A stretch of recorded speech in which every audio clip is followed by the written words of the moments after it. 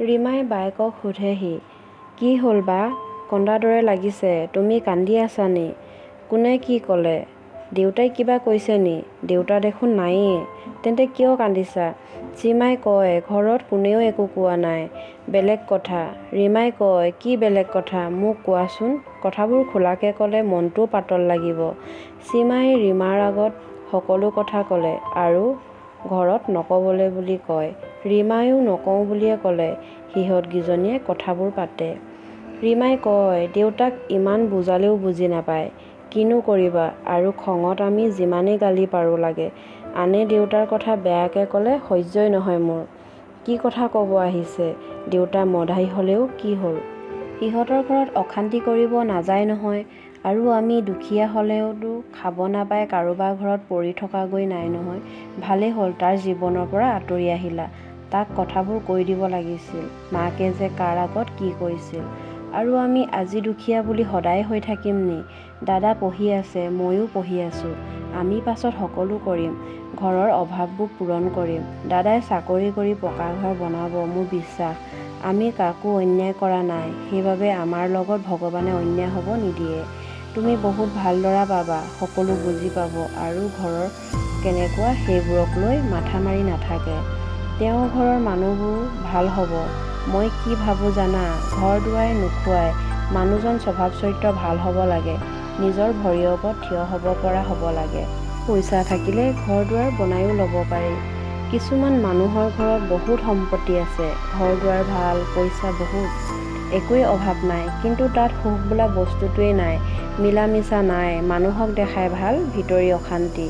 আমাৰ আনৰ দৰে পইচা নাথাকিব পাৰে, ভাল ঘৰ নাথাকিব পাৰে, আনৰ দৰে সুবিধা নাথাকিব পাৰে, কিন্তু আটাইতকৈ ডাঙৰ সম্পদটোৱে আছে, সেয়া হ'ল সুখ, শান্তি, মৰম, ভালপোৱা। লাখ লাখ টকাই দিও কিনিব নোৱাৰি। পইচা হ'লে আনৰ ওচৰত থকা সকলো ল'ব পাৰি। ৰীমা আৰু সীমাই দুয়োজনীয়ে বান্ধৱীৰ দৰে কথা পাতি আছে। সীমাই কয়, দেউতাই বুজালেও বুজি নাপায়, মাৰ কথাও নুশুনে, ক'লে খংহে কৰে। মানুহবোৰে সেইবাবে হাঁহে মদাহী জীয়েক বুলি। দৰকাৰী বস্তু আনি নিদিয়ে। কি লাগে, অকল ভাত খাই জীয়াই থাকিব পাৰিনে? সীমাৰ কথা শুনি ৰীমাই ভাবিলে, বা এতিয়া ডাঙৰ হ'ল, তাইক নিজৰ ব্যক্তিগত বস্তু দৰকাৰ হ'বই। বায়ে দেউতাক খুজিবলৈ ভাল নাপায়। দেউতাক ময়েই পইচা খুজি বাক দিম। ৰীমাই দেউতাকৰ ওচৰলৈ যায়। দেউতা, মোক পইচা লাগে। দেউতাকে ক'লে, কিয় লাগে? ৰীমাই কয়, বা এতিয়া ডাঙৰ হ'ল, তাইক নিজৰ দৰকাৰী বস্তু লাগিবই। অকল ভাত খাই জীয়াই থাকিলেতো নহ'ব। তুমি কি মদ খাই জীয়াই আছা নি অকল? আমি এতিয়া ডাঙৰ হ'লোঁ, মানুহৰ আগত লাজ পাওঁ, মানুহেও হাঁহে, যি টি কথা কয়। দেউতাকে কয়, কোনে কি কয়, মোৰ ওচৰলৈ মাতি দিবা যোৱা। ৰীমাই দেউতাকক কথা ক'ব ভয় নকৰে। তাই গালি খালেও কয়, দেউতাৰ পৰা পইচা খুজি বায়েকক দিয়ে। সীমাই আকৌ যিমান অভাৱত থাকিলেও দেউতাকক নোখোজে। দেউতাকে গালি পাৰিলে সহ্য কৰিব নোৱাৰে। পইচা দিয়াৰ পাছত বকি থাকে বাবে বেয়া পায়। দুদিন পাছত ৰন্টুৰ ৰিজাল্ট দিব। ৰীমাই স্কুলত মনৰ ভিতৰত প্ৰাৰ্থনা কৰি আছে, হে ভগৱান, দাদাৰ ৰিজাল্ট ভাল হ'লেই হয়, নহ'লে মানুহবোৰে আৰু হাঁহিব। মাৰ কষ্টবোৰ সাৰ্থক হ'ব। চকু মেলি চাবা, আৰু ৰিজাল্ট বেয়া হ'লে মই নিজে দুখ অনুভৱ কৰিম। কাৰণ দাদা পৰীক্ষাকেইদিন মোৰ বিয়া আছিল, মোৰ বাবে তাৰ পঢ়া লোকচান হ'ল বুলি মনত ভাৱ আহি থাকিব। ৰীমাক ক্লাছত শিক্ষকে বৰ্ডত অংক কৰিব মাতে। ৰীমাই ভাবে, মই যদি এই অংকটো কৰিব পাৰোঁ, জানিম দাদাৰ ৰিজাল্ট ভাল হ'ব। সঁচাকৈয়ে ৰীমাই অংকটো কৰিব পাৰিলে। তাই বহুত ফূৰ্তি পায়। স্কুল ছুটিৰ পাছত ঘৰ গৈ দেখে যে মাকে বিচনাত শুই শুই ফেকুৰি ফেকুৰি কান্দি আছে। তাই কান্দি থকা দেখি বুকুখন ধপধপাব ধৰিল আৰু ভাবে, দাদাৰ ৰিজাল্ট বেয়া হ'ল নি? মায়ে যে কান্দি আছে, নহ'লে দেখোন ফূৰ্তি কৰি থাকিল হয়। তাই সুধো নুসুধোকৈ মাকৰ ওচৰলৈ যায়। গৈ সাহস নকৰিল, সীমাক বিচাৰি যায়। বা, দাদাৰ ৰিজাল্ট কেনেকুৱা হ'ল?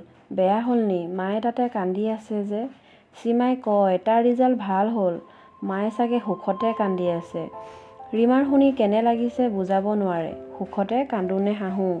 তাই মাকৰ ওচৰলৈ যায়। কিয় কান্দি আছা মা? আজি হাঁহিবহে লাগে, ইমান ভাল দিন। দাদাই ভালদৰে পঢ়িব নাপালেও সেইভাগে পাছ কৰিছে ভালদৰে। মাকে কয়, কিমান কষ্টত পঢ়াইছিলোঁ, লোকৰ ঘৰত হাজিৰা কৰি। সেইটোতকৈ দুখৰ কথা, ৰন্টুৱে দেউতাকৰ লগত কাম কৰি স্কুল যায়। দেউতাকে মদ খাই ৰাতি উৎপাত কৰে, পঢ়িব নিদিয়ে। তথাপিও তাৰ ৰিজাল্ট ভাল হ'ল। তাক যদি আৰু সুবিধা দিলোঁ হয়, হয়তো আৰু ভাল হ'ল হয়। মোৰ কষ্ট, তাৰ কষ্ট সফল হ'ল আজি। মোৰ সেইবাবে বেয়া লাগিছে। আনফালে দেউতাকেও খবৰটো পাই ফূৰ্তিত ক'ব নোৱাৰা হৈছিল। পৰিয়ালৰ গাঁৱৰ মানুহে পাৰ্টি খুৱাব কয়। দেউতাকেও ভিতৰতে সকলোকে মাতি আহে ৰাতি ভাত খাবলৈ। দেউতাকে বজাৰ কৰি আনে, মাছে মাংসই সকলোকে ধুনীয়াকৈ খুৱায়। দুদিনমানৰ পাছত তাক কলেজত পঢ়াবলৈ পইচা যোগাৰ কৰিব ল'লে। দেউতাকে কাম কৰা মানুহৰ ঘৰত পইচা বিচাৰি যায়। কাম কৰা পইচা পাব আছে বুলি। মানুহ ঘৰে পইচা হিচাপ কৰে, পইচা এটকাও নাপায়। মদ খাবলৈ 20 টকা 30 টকা খুজি খুজি আনে। শেষত এটকাও পাব নাই বুলিয়ে কয়। এডভান্স বিচাৰিলেও দিব নোৱাৰোঁ বুলি ক'লে। মাকে কয়, ৰন্টু এডমিশ্যনৰ বাবে পইচা লাগিব দেই, দুদিন পাছত লাষ্ট ডেট আছে। দেউতাকে কয়, মই দিব নোৱাৰোঁ, পইচা ক'তো পাবলৈ নাই। নাই বুলি ক'লেই নহ'ব নহয়, সদায় দেখোন কাম কৰিয়ে আছে। পইচাবোৰ তেন্তে কি কৰিলে? ঘৰলৈ দেখোন একোৱে অনা নাই। কাম কৰি দিম বুলি এডভান্স আনিব। দেউতাকে কয়, বিচাৰিছিলোঁ, নিদিলে। মাকে কয়, ল'ৰাক সুবিধা নিদিলেও সেইভাগে পাছ কৰিছে। ল'ৰা-ছোৱালীৰ দায়িত্ব ল'ব নোৱাৰে যদি জন্ম দিবই নালাগিছিল। দেউতাকে কয়, মই ক'ৰ পৰা আনি দিওঁ, বাদ দে, পঢ়াবই নালাগে, স্কুল বাদ দিব কয়। মাকে কয়, তাৰ ভৱিষ্যতটো বৰবাদ হ'ব। আপোনাৰ নিচিনাকৈ লোকৰ ঘৰত কাম কৰি খাব লাগিব। তাৰ দায়িত্ব সি পালন কৰিলে, আমাৰ দায়িত্ব পালন কৰিব নোৱাৰিলে আমাৰ হাও লাগিব। লগৰবোৰে কলেজ যাব, সি দেখিলে দুখ পাব। এটা ল'ৰা, তাক ভালদৰে পঢ়াবই লাগিব। আমি বুঢ়া হ'লে কি কৰি খুৱাব? মাকে ভাবে, নিজৰ সংসাৰখন চলাবলৈও পঢ়িব লাগিব। নহ'লে দেউতাকৰ নিচিনাকৈ লোকৰ ঘৰত চিৰজীৱন হাজিৰা কৰিয়ে খাব লাগিব। ইয়াকে ভালদৰে পঢ়াব লাগিব। ছোৱালীকেইজনী ডাঙৰ হ'লে বিয়াই দি দিম। গোটৰ পৰাই পইচা 4,000 মান সুদত বিচাৰি যাওঁনি? পাছদিনা গোটৰ মানুহৰ ওচৰত যায়। গোটৰ কিছুমান মানুহ শাহুৰ সম্বন্ধীয়, কোনোবা খুৰীয়েক, তেনেকুৱা। প্ৰথমে এগৰাকীৰ ওচৰত যায়। আইতা, মই আপোনাৰ ওচৰত ডাঙৰ কাৰণত আহিছোঁ। আইতাগৰাকীয়ে সোধে, কি কাৰণত আহিছ কচোন? লক্ষ্মীয়ে কয়, মোক গোটৰ পৰা পইচা 4,000 লাগিছিল, 1 মাহ 2 মাহৰ বাবে। সুদে মূলে একেলগে ঘূৰাই দিম। আইতাগৰাকীয়ে কয়, মই নাজানিম, মোক অকলে সুধিলে কি হ'ব? আৰু ধাৰ মাৰিব পাৰিবি জানো? পাৰিম, মই নিজে ধাৰ মাৰিম, হাজিৰা কৰি হ'লেও ঘূৰাম। বেলেগকো সোধোগৈ ব'ল বুলি কৈ আৰু এগৰাকী ঘৰলৈ যায়। গৈ তাতো ক'লে, আইতা, মই গোটৰ পৰা পইচা 4,000 সুদত বিচাৰিছোঁ, 1-2 মাহৰ বাবে লাগে। ৰন্টু এডমিশ্যন ল'বলৈ আৰু কিতাপ বহী ইউনিফৰ্ম আনিবলৈও লাগিব যে, সেইবাবে। মানুহ দুগৰাকীয়ে কয়, ক'ৰ পৰা ধাৰ মাৰিবি, কি আছে তহঁতৰ, দেখিছোঁ নহয়, খাবলৈকে নোজোৰে। লক্ষ্মীয়ে কয়, নাখাই নবৈ হ'লেও ধাৰ মাৰিম, চিন্তা নকৰিব। ধাৰ খালে ধাৰ খুজিবই লাগিব। তাঁত এখন লগাই থৈছোঁ, চাদৰ বৈ বিকি দিম। ৰুই তুলিও পইচা গোটাই হ'লেও দিম। তেওঁলোকে কয়, ক'ৰ পৰা কি কৰি ল'ৰাক পঢ়াৱগৈ যা, আমি গোটৰ পৰা এটকাও দিব নোৱাৰোঁ।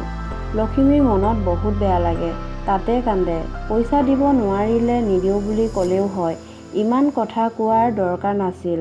তাইক বহুত অপমান কৰি পঠালে। লক্ষ্মীয়ে কান্দি কান্দি ওলাই আহে।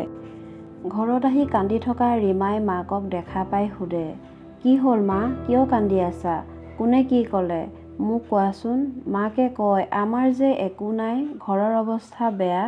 ভিক্ষাৰীৰ বাবে সকলোৱে ঠাট্টা কৰে, অৱহেলা কৰেও। ৰীমাৰ শুনি মনটো তাইৰ বেয়া লাগে। তাইও মাকক কন্দা দেখি কান্দে আৰু সোধে, কোনে কোনে কি কি ক'লে? মাকে তাইক সকলো কথা ক'লে। তাই শুনি বহুত বেছি খং উঠিল। তাই কয়, গোটটোনো কিয় বনাইছে? সকলোৰ সহায়ৰ বাবেহে বনায়। আজি তোমাৰ অসুবিধা হৈছে, তুমি সহায় বিচাৰিছিলা, গোটৰ পৰাহে, কাৰো নিজৰ পৰা নহয়। গোটটোত তুমিও আছা, গোটত থকা অৰ্থই নাথাকিল দেখোন। ধাৰতো নহয়, অকল সুদতহে ল'লা হয়। ৰীমাই মাকক কথা কৈ থকা শুনা পাই ৰন্টু আৰু সীমা আহে। আহি সোধে, কি হ'ল ভণ্টি, কি কৈ আছা? আৰু মায়ে কিয় কান্দি আছা? মাকে একো নোকোৱাত ৰীমাই সকলো কথা ক'লে। কথাবোৰ শুনি ৰন্টু আৰু সীমাৰো বহুত খং উঠিল। ৰন্টুৱে সিহঁতৰ ঘৰলৈ যাব লয়, কিয় মাক ইমান কথা ক'ব লাগে? পইচা এনেতো কাকো বিচৰা নাই, সুদতহে বিচাৰি গৈছিলা। ঘূৰাই দিব নোৱাৰিলে ক'ব লাগে। পইচা নিদিয়াকৈ ভাবি ল'লে দিব নোৱাৰিম বুলি। পইচা 4,000 খাই পলাম বুলি ভাবিছে নি? ডাঙৰ সৰু নাচাম, কৈ দিম। সীমাই কয়, তুমি গোটৰ পৰাই ওলাই দিবা। গোটত থাকিওনো একো লাভ নাই। গোটটো সকলো নিবনুৱা মানুহৰ বাবেই বনায়, সকলো সহায়ৰ বাবে। ইয়াত আকৌ ধনীবোৰে ল'ব পাৰে, দুখীয়া মানুহবোৰে ল'ব নোৱাৰে। সিহঁতৰ মানে ক'ত? কামৰ সময়ত দৰকাৰ হয় লখিমী। মই কাকো খাতিৰ নকৰোঁ। আমাৰ ঘৰলৈ আহিলেও মই নামাতো চাবা। দুখীয়া হ'লেও কি হ'ব, আমিওতো মানুহেই ন। এদিন সকলোৰে দিন আহিব। ৰীমাই কয়, ল'ৰাটো পঢ়াবলৈহে খুজিছিলা, ভালহে পাব লাগে। তাতেতো ঘৰৰ মানুহো আছে। তেওঁ বুজাবহে লাগিছিল। কথাই প্ৰতি তেওঁ হয় ভয়হে দিলে। ৰিজাল্ট বেয়া হোৱা হ'লেও ভালেই পালে হয়, তেতিয়াও যি টি গাই ফুৰিলেহেঁতেন। আজিৰ দিনত টকা নহ'লে মানুহক বহুত তলত থয়, যেন মানুহেই নহয়। সৰু মানুহবোৰক বিপদতহে লাগে। ৰন্টুৱে কয়, মই আৰু নপঢ়োঁ মা। মোৰ বাবে পইচা বিচাৰি বিচাৰি অপমান পাবগৈ নালাগে। মই হাজিৰা কৰিয়ে খুৱাম। মাকে কয়, নালাগে, মই তোমাক যেনেকৈ নহওক পঢ়ামেই, তুমি চিন্তা নকৰিবা। মাকে ৰাতিটো ভাবি আছে, ভগৱান মোক ৰাস্তা এটা দেখুওৱা ল'ৰাটোৰ বাবে পইচা উলিয়াবলৈ। মাকে ভাবি ভাবি এটা ৰাস্তা পালে। মোৰ কাপোৰ চিলোৱা মেচিনটো আছে, সেইটোকে বিক্ৰী কৰি দিওঁ নি? মানুহ বিচাৰিলে পাম, পাছত আকৌ ল'ব পাৰিম।